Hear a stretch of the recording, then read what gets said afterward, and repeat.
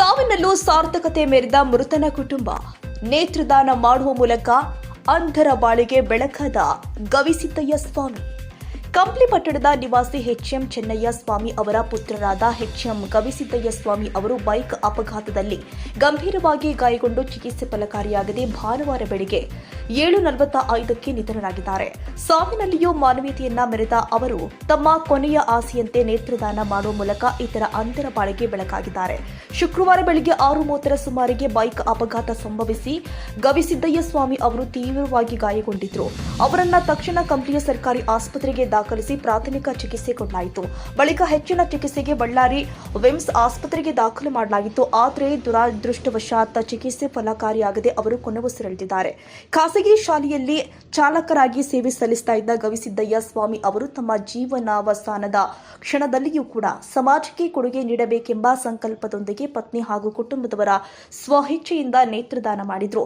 ಈ ಮೂಲಕ ಇಬ್ಬರು ಅಂಧರಿಗೆ ಹೊಸ ಬೆಳಕು ಕೊಡುವ ಪುಣ್ಯ ಕಾರ್ಯ ನೆರವೇರಿತು. ಈ ಸಂದರ್ಭದಲ್ಲಿ ಕಂಪ್ಲಿ ತಾಲೂಕು ಸಮಾಜ ಸೇವಾ ಕಾರ್ಯಕರ್ತರ ವೇದಿಕೆ ಅಧ್ಯಕ್ಷರು ಆದ ಎಚ್ ಮರಿಯಪ್ಪ ಮಾತನಾಡಿ, ಎಚ್ಎಂ ಗವಿಸಿದ್ದಯ್ಯ ಸ್ವಾಮಿ ಅವರು ಸಾವಿನಲ್ಲಿಯೂ ಸಾರ್ಥಕತೆಯನ್ನ ಮೆರೆದಿದ್ದಾರೆ. ತಮ್ಮ ಸ್ವಇಚ್ಛೆಯಿಂದ ನೇತ್ರದಾನ ಮಾಡಿ ಸಮಾಜಕ್ಕೆ ಮಾದರಿಯಾಗಿದ್ದಾರೆ. ದೇವರು ಅವರ ಕುಟುಂಬಕ್ಕೆ ಈ ದುಃಖವನ್ನ ಸಹಿಸುವ ಶಕ್ತಿಯನ್ನ ನೀಡಲಿ.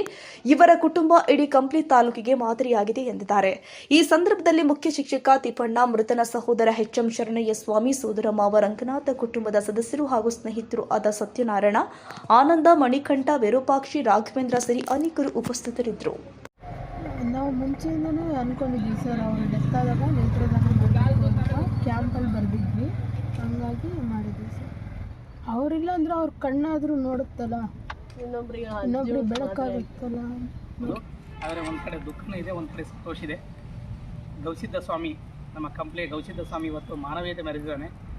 ಏನಪ್ಪ ಅಂತಂದರೆ, ಹೋಗ್ತಾ ಅವನು ನೇತ್ರದಾನ ಮಾಡಿ ಒಳ್ಳೆ ಕೆಲಸ ಮಾಡಿದ್ದಾನೆ. ಅವರ ಧರ್ಮಪತ್ನಿ ಮತ್ತು ಅವರ ಅಣ್ಣ ತಮ್ಮ ಆಗಿರ್ತಕ್ಕಂಥ ಅವ್ರ ಫ್ಯಾಮಿಲಿಯರೆಲ್ಲರೂ ಮೊದಲಿಗೆ ನಿರ್ಧಾರ ಮಾಡಿದ್ರಂತೆ, ಏನಾದರೂ ನನಗೆ ಹೆಚ್ಚು ಕಮ್ಮಿ ಆದರೆ ನನ್ನ ನೇತ್ರದಾನವನ್ನು ಮಾಡಬೇಕು ಅಂತ ಮಾಡಿದ್ರಂತೆ.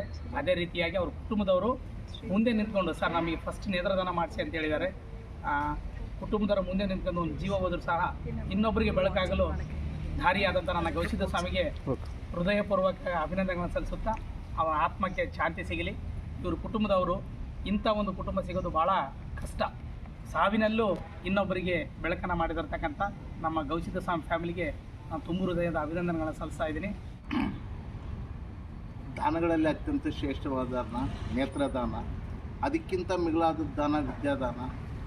ವಿದ್ಯಾದಾನಕ್ಕೆ ಮೆರುಗು ನೇತ್ರದಾನ. ಆ ನೇತ್ರದಾನವನ್ನು ಮಾಡಿ ಸಾವಿನಲ್ಲಿಯೂ ಸಹ ಒಂದು ಸಾಧನೆಗೈದ ಈ ನಮ್ಮ ಅಂಧರ ಬಾಳಿಗೆ ಬೆಳಕಾದಂಥ ಒಂದು ಗವಿಯವರಿಗೆ ಒಂದು ಕೃತಜ್ಞತೆಯನ್ನು ಸಲ್ಲಿಸ್ತಾ ಇದ್ದೇವೆ ಅಂತ.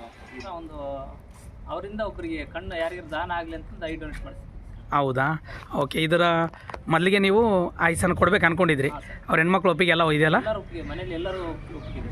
ಓಕೆ ಓಕೆ ಓಕೆ, ಧನ್ಯವಾದಗಳು. ಸಮೇತ ಒಪ್ಪಿಗಿತ್ತು, ಅವರು ಸಮೇತ ಹೇಳಿದ್ರು ಸರ್, ಅಕಸ್ಮಾತಾಗಿ ಏನಾದರೂ ನನಗೆ ಹೆಚ್ಚು ಕಡಿಮೆ ಆಗೈತಿ, ಏನಾದರೂ ಆಗಿದೆ ಅಂದರೆ ನನ್ನ ಕಣ್ಣು ದಾನ ಮಾಡಿರಿ ಅಂತ ಹೇಳಿದ್ರು, ಮೊದಲಿಗೆ ಹೇಳಿದರು. Okay okay.